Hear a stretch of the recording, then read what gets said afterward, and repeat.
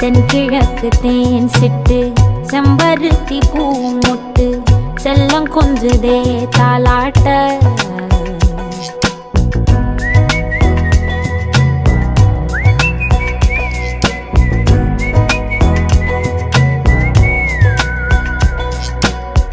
எத்தனையோ காலம் வாராத வானவில் வந்தது போலி பேச உச்சியில நீந்தும் ஆகாச மீனென